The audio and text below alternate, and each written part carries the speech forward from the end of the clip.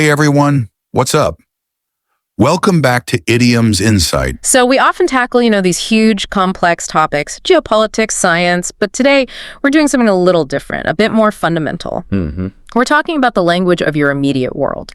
Our source material is this really focused English learning resource, and the goal is, well, pretty simple. It's about transforming your house into your personal English-speaking zone. Exactly. Okay, let's unpack this. So this deep dive, it pulls from what is basically day 7 of a fluency journey. We're zeroing in on the rooms you use the most, the places where you have those, high-frequency, low-stakes conversations. The kitchen, the bedroom, and the bathroom. Those are the 3 pillars of domestic English, yeah. And the thing that makes this material so good isn't just, a list of words, it's the context. Right. It immediately gets into the reality for so many learners, giving you those crucial dual terms, like what to call a cot high or how to refer to a geyser. And it does it alongside real sentences and these little short actionable dialogues. It bridges that gap between textbook English and how people actually talk at home. I see. Exactly. So our objective for you, the learner, is to quickly, but, thoroughly pick up this domestic English. We want you to stop translating in your head. And just start speaking. We're aiming to give you a foundation of almost 50 essential household items, but maybe more importantly, the action verbs and the prepositions you need to actually use them. Okay, let's start where I think the language action is most intense. The kitchen. I just want you to, for a second, mentally walk into your own kitchen. This room demands precision, right? You're constantly giving commands, asking where things are, describing what you're doing. Yeah, and if we look at how the source material structures it, it's pretty smart. It breaks down the core items first. Think major appliances, level 1, as they call it. Level 1. So take the fridge or refrigerator. Knowing the word is step 1, but the real skill is the spatial language. The source gives an example like, the vegetables are in the lower shelf of the fridge. Right, so you're learning a noun, but you're also getting in and of and lower shelf. It's all baked in. It's all there.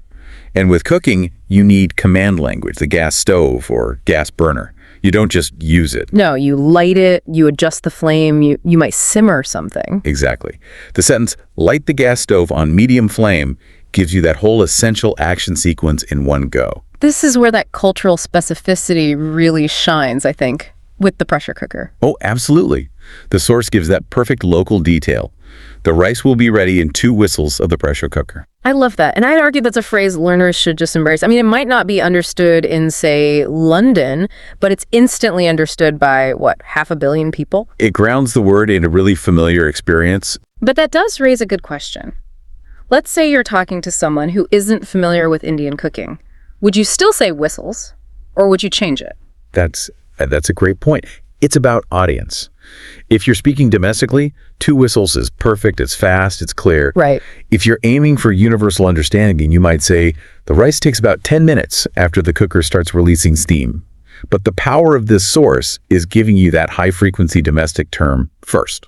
Absolutely. Okay, moving on to those traditional cooking vessels that can, trip people up with the dual terms.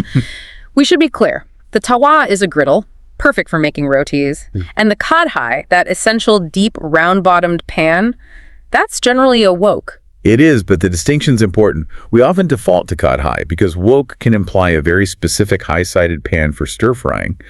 Many kadhais are a bit flatter at the base. So knowing both is key. Knowing both is vital. A great usage example is action-oriented. Make aloo sabzi in the kadhai today. The verb make links right to the noun. Okay, let's quickly wrap up level 1, the cleanup zone, the sink or wash basin in the kitchen context, and the tap or faucet. In the immediate high-frequency context here is always problem-solving, isn't it? The tap is leaking again, we need a plumber. That is an instantly applicable sentence. And we can't forget the cutting board or chopping board. Right, and the source cleverly embeds a safety rule into the language lesson. Always use a separate cutting board for raw meat. So you're learning the word and a best practice at the same time. Smart. Very smart. All right, what about level 2? The smaller, everyday things. Yeah, the daily essentials. These are the words we think we all know, but sometimes the specific serving terms are missing. So, yes, a spoon is a shomak, a plate is a thali. A bowl is a katori. But then when you start serving, you need the ladle. That big chancha for the curry. Exactly. And a beverage prep is huge. The strainer, or chani, for tea. For making bread, the rolling pin, or balan. And the action verb is roll. Roll the dough with the bellon.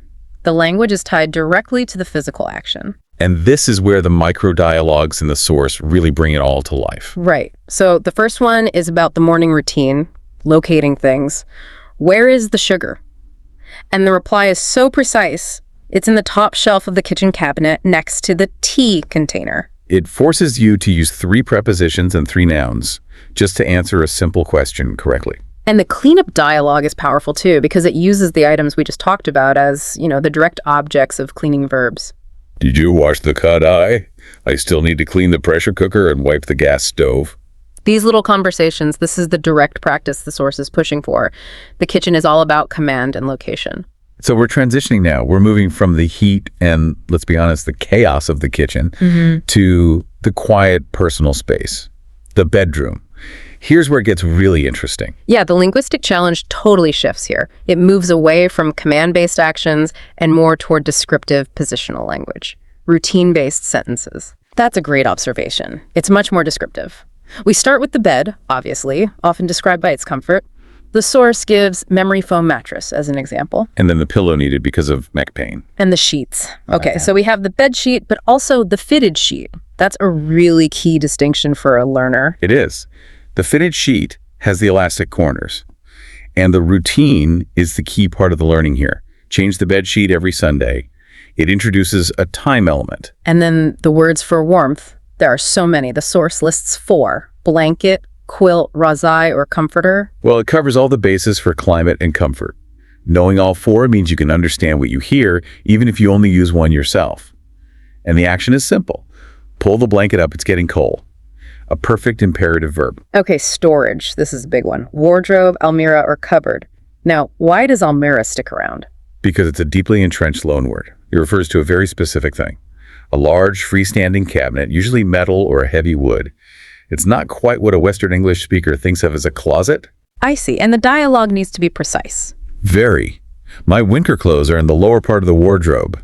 You're using lower part as a specific locator. And that precision extends to the hanger. We're not just saying use a hanger. No, we're saying use plastic hangers for heavy Curtis. The adjective, plastic, is just as important as the noun, hanger. Then there's a preparation zone, the dressing table or vanity, and the mirror. The action here is evaluation. Right. Check yourself in the mirror before leaving. It's about self-assessment. And controlling the environment.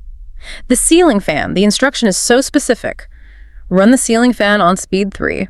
You're learning the noun and the control mechanism. And for the things you need close by, the nightstand or side table where you keep your phone and water bottle. If we look at the bedroom mini dialogue, it just grounds all this vocabulary in such fine detail. To find a shirt, the answer is it's hanging in the wardrobe, 3rd hanger from the left. That's fantastic. It forces you to use sequencing, third, and positional language from the last. The bedroom really is all about describing where things are and when you do things. Okay, our final stop, the bathroom. And the source material notes that this room has the most unique Indian English words, especially around appliances. Oh, absolutely. This is essential for domestic clarity. The bathroom has this contrast between, traditional and modern fiction.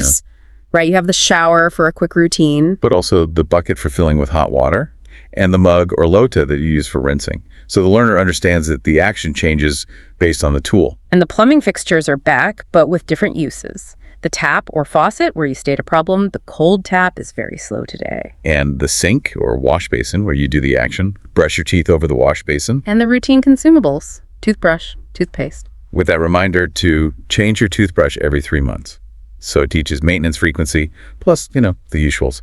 Soap, shampoo, conditioner. Then there's post-shower maintenance, the towel, with the instruction.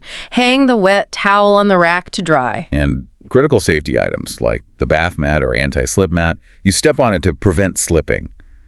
It's teaching a preventative action. And the specific action items, the toilet flush or just flush, always flush after use. And now, the big one, the linguistic star of the South Asian home. The geyser. The word geyser itself is just a perfect example of localized English. Elsewhere, it's a water heater. It is. And the bathroom dialogues immediately show you how to do essential problem solving with this specific appliance. So dialogue 1 tackles the classic issue. There's no hot water. And the solution is so precise and conditional, I think the geyser is off. Let me switch it on. That use of I think followed by the action switch it on, it's just perfect real-life conversation. Dialogue 2 covers that low-stakes conflict over shared stuff, asking who used the last of the shampoo, and the resolution, I promised to buy a new bottle today. It captures that phrase, used the last of, which is so much more natural than a strict translation. So if we connect all this back to the bigger picture, you've now got a handle on almost 50 essential domestic terms, and crucially, the action verbs and the locational words to use them. It's the bedrock of conversational fluency. It is. And understanding the dual terminology, cut a hook, wardrobe Elmira, geyser water heater, it just accelerates your ability to speak naturally in your own home. Yeah. You're moving from passive knowledge to active command. So what does this all mean? It means the knowledge is only valuable when you apply it. Right. The source material doesn't just leave you with a list, it gives you a direct path for active learning. Your house is now your English laboratory. And the key to making this stick is immediate engagement. You have to speak the words out loud in the place where they belong. So here is your actionable homework. This is based directly on the learning framework from our deep dive. We really encourage you to try at least 2 of these today, like right after you finish listening. First, go to each of the 3 rooms, kitchen, bedroom, bathroom, and physically point to things. Name at least 15 items out loud using the words we've discussed. Force yourself to say fitted sheet while you're holding the fitted sheet. Second, try writing. Just one short paragraph, maybe 8 to 10 sentences, describing either your kitchen or your bedroom. And really focus on that specific positional language. Under the sink, next to the cabinet, on the 3rd hanger. Third, and this is a great one for self-correction, record yourself. A short audio clip, 30 to 60 seconds, describing your bathroom routine using 10 or more of today's words. Then listen back to it. Check your clarity, your pacing. And finally, involve your family. This moves you from self-talk to actual dialogue. Ask a family member 5 real "where is the" questions, using the new words. Where's the rolling pin? Where's the clean bed sheet? That engagement, that's what turns passive vocabulary into active fluency. That active application is the only way to move the language from a list in your head to the tip of your tongue. You are transforming your home into your English-speaking zone. That wraps up our deep dive into domestic essentials. Thank you so much for joining us. Next time, we're heading outside the house for day 8, focusing on shopping at the market and supermarket. That's a good one. Asking for prices, bargaining, all the names of vegetables, fruits, daily groceries. It's going to be essential. Be practicing this week. You're doing brilliantly.